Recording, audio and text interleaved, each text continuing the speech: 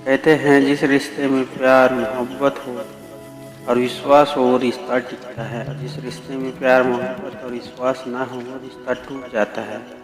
क्योंकि पति पत्नी के रिश्ते में प्यार मोहब्बत और विश्वास होना जरूरी है, क्योंकि विश्वास पर ही उनका रिश्ता टिका होता है। भले ही प्यार कम हो जाए लेकिन विश्वास होना जरूरी होता है। जिस विश्वास में धोखे की बू आ जाए, या कहते हैं जिस रिश्ते में प्यार मोहब्बत हो और विश्वास हो वो रिश्ता टिकता है। जिस रिश्ते में प्यार मोहब्बत और विश्वास ना हो वो रिश्ता टूट जाता है। क्योंकि पति पत्नी के रिश्ते में प्यार मोहब्बत और विश्वास होना जरूरी है, क्योंकि विश्वास पर ही उनका रिश्ता टिका होता है। भले ही प्यार कम हो जाए लेकिन विश्वास होना जरूरी होता है। जिस विश्वास में धोखे की बू आ जाए या शक आ जाए वो रिश्ता टूटने के कगार पे पहुंच जाता है। तो आइए दोस्तों, आज फिर मैं एक बार हाजिर हूँ आपके सामने ऐसी स्टोरी लेकर के दोस्तों, क्योंकि दोस्तों कहते हैं शादीशुदा ज़िंदगी में विश्वास होना ज़रूरी होता है, क्योंकि विश्वास पर ही उसका रिश्ता टिका होता है। चलिए दोस्तों, आज की जो स्टोरी बता, क्योंकि दोस्तों क्या शादी के बाद में बहुत से उतार चढ़ाव आते हैं हमारी ज़िंदगी में, जिन्हें हमें सहना पड़ता है।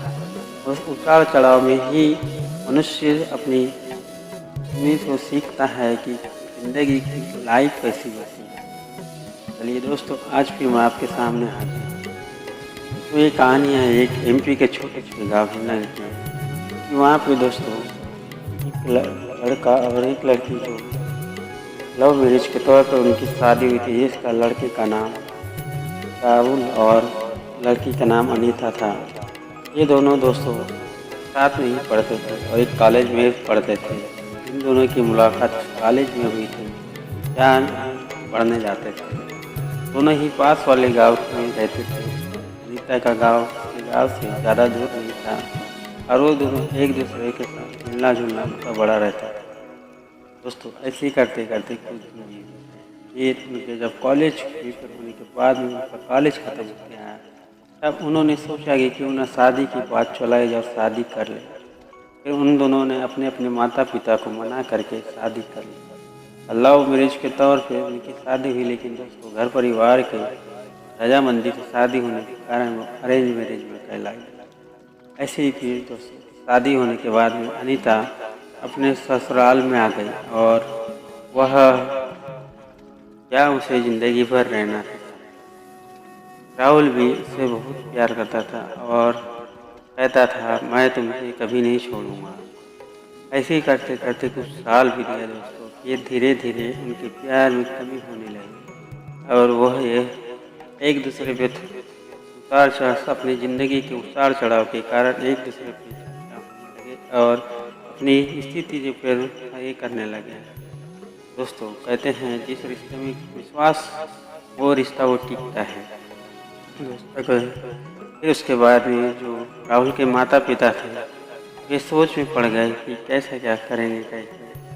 फिर और धीरे धीरे उनकी माली हालत गरीब होने लगी और वह कमज़ोर होने लगे, क्योंकि दोस्तों उनके घर में जो कमाई का साधन था वो सब जरिया टूट गया था। बिजनेस में नुकसान होने के कारण राहुल के पिता भी काफ़ी परेशान रहते थे। राहुल भी परेशान रहता था और उसका दोस्त वो अपनी बहू अनीता को देते थे। इसके आने के बाद ही ये सब हुआ है। लेकिन अनीता धीरे धीरे सब कुछ ठीक हो जाएगा कह के राहुल को भी समझाते रहती थी और वो सबकी बातों को सुनते हुए चुपचाप रहती थी। ऐसे कुछ दिनों तक चला। फिर बार बार कहने लगे अनीता ये तुम्हारे कारण हो रहा है, तुम जब से आई हो तब से ऐसे ही हो रहा है। ऐसे करते करते कुछ दिन बीते। अनीता भी चुपचाप रहती थी और सह लेती थी कि उसके घर परिवार चलाना था और उसके घर परिवार भी उसे अपने घर को संजो के रखना था, क्योंकि तो कहते हैं एक बहू का काम होता है घर परिवार को एक साथ बांधे रखने का। तो अनीता भी यही सोचती थी और सोचती थी कि कुछ दिन बाद सब कुछ ठीक हो जाएगा। लेकिन बिजनेस में हानि हो जाने की वजह से वह काफ़ी परेशान रहते थे। राहुल भी परेशान रहता था और इधर उधर की सब समस्या लेके अपने घर में रहने लगा था। फिर धीरे धीरे राहुल ने भी सोचा क्यों ना आप बिजनेस में लॉस होने के कारण अब वो नौकरी कर ले। फिर राहुल ने नौकरी ढूंढना चालू किया और उसे बाहर सिटी में नौकरी मिल गई, जो जिसके कारण उसे बाहर जाने की नहीं बताई। तब उसने अपने माता पिता से कहा, मैं बाहर जा रहा हूँ और नौकरी के सिलसिले में मुझे वहीं रहना पड़ेगा। तब उसके माता पिता ने कहा, जाओ जाओ ठीक है, तब तुम पैसे से भेजोगे तो घर की स्थिति ठीक होगी। ये सुनकर अनीता ने भी कहा, चलो जाओ, क्योंकि घर की स्थिति अभी सही नहीं है। फिर उसके बाद उसके राहुल के जाने के बाद राहुल के माता पिता ने अनीता को फिर से बुरा भला कहना चालू कर दिया। उन्होंने कहते थे हर समय कि तुम्हारे आने के बाद ही मेरे बिजनेस का नुकसान हुआ और बिजनेस बैठ गया मेरा, इसके कारण मुझे बहुत सारी परेशानियां झेलनी पड़ रही है। बार बार कहने की वजह से एक दिन अनीता भी परेशान हो गई और कहने लगी, नहीं नहीं, मेरे कारण नहीं हुआ है, मेरे कारण होता तो मैं यहाँ, मेरे कारण नहीं हुआ, तुम फालतू इल्ज़ाम लगा रहे हो। लेकिन फिर भी उसके सास ससुर उसे वैसे ही बोलते और कहते थे कि तुम्हारे ही कारण हुआ है। ऐसे करते राहुल को जब अनीता बताती थी कि तुम्हारे माता पिता ऐसे बोलते हैं, तो राहुल भी अनीता पे चिल्ला करके कहता था, तुम क्या बताओ कि तुम चुपचाप रहो, तुम्हें ये सब नहीं बोल सकते। लेकिन राहुल जानता था ये सब बिजनेस में लॉस होने के कारण हुआ है, और अनीता भी जब से आई तब से वो बिजनेस भी बैठ गया है। इस बात को लेकर के अनीता भी सोचती रहती थी कि क्या मेरे आने के कारण हुआ है या क्या कारण है। अनीता भी खूब परेशान होकर के फिर अपने मायके चले जाती है और कुछ दिन वहीं रहती है, ताकि उसका मन वहाँ पे शांत हो और वो शांति से रह सके। लेकिन अनीता के जाने के बाद उसके माता पिता ने राहुल को फ़ोन लगाया और कह दिया कि तुम्हारी घरवाली तो अपने मायके चली गई और हमारी देखभाल नहीं करती है, वो वहीं रहती है। तब राहुल ने अपने ससुराल में फ़ोन लगा के कहा कि तुम अपने वहाँ हमारे माता पिता के पास में चले जाओ, उन्हें बहुत दिक्कत हो रही है। तब अनीता भी अपनी सामान वामान लेकर के अपने ससुराल आ गई। वहाँ आने के बाद फिर उसके माता पिता ने उसे परेशान करना चालू किया और कहने लगे, सब तुम्हारे कारण हो रहा है, सब तुम्हारी वजह से हो रहा है। ये सास भी उसे बार बार ताने मारती थी और कहती थी, ये सब तुम्हारी देन है। न सुनकर भी फिर भी अनीता चुप रहती थी, क्योंकि अनीता जानती थी कि मैं कुछ बोलूँगी तो राहुल को परेशानी होगी। इसकी वजह से फिर वो चुपचाप रहती और सहन करती थी। ऐसे ही करते करते बहुत कुछ साल बीत गए और अनीता भी चुपचाप रहने लगी। उसके माता पिता के ताने कम नहीं हो रहे थे, क्योंकि राहुल बाहर रहने के कारण उन्हें मौका मिल जाता था कि उसे ताना मारे। ये राहुल को बार बार बताने के कारण फिर एक दिन जब राहुल घर आया, उसके माता पिता ने उसे बताया कि तुम्हारी घरवाली हमें हमारे खाना पीना हर चीज़ पर पाबंदी लगाती है और ऐसा करती है। लेकिन राहुल जानता था कि मेरे माता पिता अभी परेशान रहते थे और ये जानबूझकर के अनीता को फंसाने की सोचते थे। लेकिन राहुल ने फिर सोचा क्यों ना इनके झगड़े के लिए शांत कराने के लिए इसे अपने साथ ले जा लूँ। फिर राहुल 2-4 दिन रहने के बाद फिर कहने लगा, अपने माता पिता से कहा, मैं अनीता को अपने साथ ले जा लेता हूँ, क्योंकि मुझे वहाँ बहुत परेशानी होती है। तब उसके सास ससुर ने कहा अनीता कि नहीं, यहाँ से रहने दो, क्योंकि हमें भी बहुत परेशानी होती है। फिर इस बात सोच के राहुल ने कहा, ठीक है, मैं अकेला ही चले जाता हूँ, फिर कुछ दिन बाद आऊँगा तब ले जाऊँगा। फिर वह चलेगा और अनीता से कहा, तुम अच्छे से इनका ख्याल रखना और इनकी देखभाल करना। अनीता ने भी कहा, ठीक है। जब एक दिन उसके सास ससुर खाना खाने के लिए अनीता ने बताया तो वो मना करने लगे और उसे बहुत बुरा भला कहने लगे। लेकिन अनीता जानती थी कि मुझे कैसे भी इनकी देखभाल करना है और कुछ दिन इन्हें संभालना है।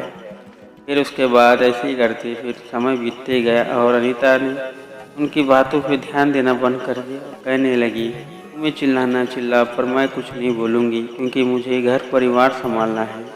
उसकी सास भी चिल्लाती रही और रोज़ उसके ताने मारने के कारण फिर भी शांत रहती थी अनीता। इसके कारण उनकी सास ने भी सोचा, अब रोज़ रोज़ कहने से क्या भला होगा, वह उसे ताने मारती थी, तुम अपने बाप के यहाँ से पैसे ला लो, तुम ये कर लो वो कर लो, लेकिन अनीता चुपचाप रहती थी।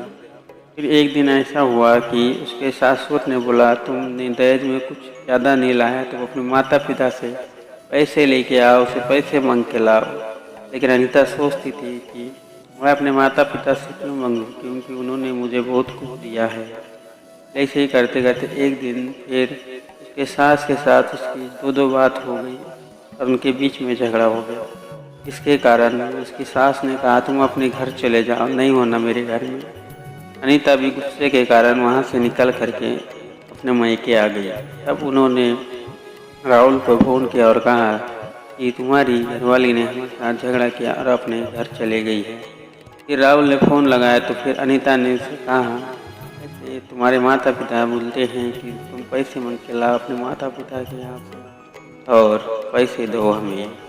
फिर राहुल ने सोचा इस झगड़े के कारण यह फैलाना है, क्योंकि पैसे के ना होने तंगाई होने के कारण राहुल के माता पिता भी परेशान रहते थे। इसलिए सोचा क्यों ना अनीता को अपने साथ ही रखो, क्योंकि राहुल अनीता को बहुत प्यार करता था।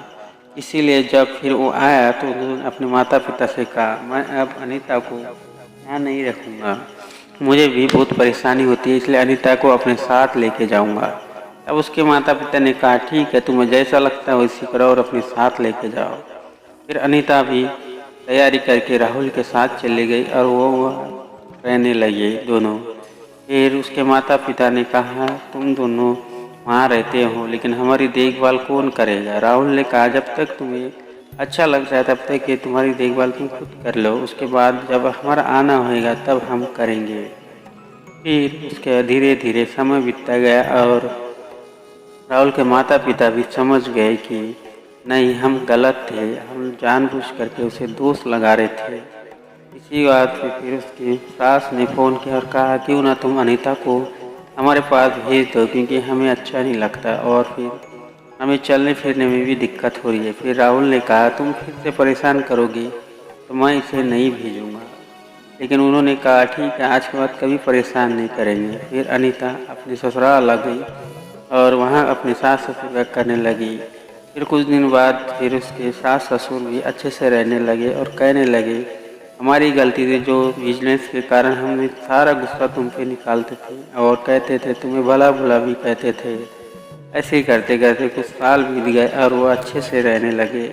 उनके बिजनेस के जो लॉस हुआ था वो धीरे धीरे भरपाई होने लगी थी। राहुल की नौकरी करने के कारण उनका घर परिवार भी अच्छे से चलने लगा था और वे हंसी खुशी रहने लगे थे। दोस्तों, कहते हैं, जहाँ पे हिम्मत हो और ज़िंदगी में उतार चढ़ाव लड़ने की ताकत हो, वह हमेशा बुरे समय से पार पा लेते हैं, क्योंकि अच्छा और बुरा समय दोनों ही होता है। अच्छे समय में जो साथ होते हैं तो होते हैं, लेकिन जो बुरे समय में साथ देता है वही सही होता है। दोस्तों, इससे कहते हैं कि बुरे समय में इंसान की पहचान होती है। इसलिए दोस्तों, आपसे निवेदन है कि आपके साथ कभी ज़िंदगी में ऐसा हो तो आप हमेशा बुरे समय वाले को याद रखें, ना कि अच्छे समय वाले को।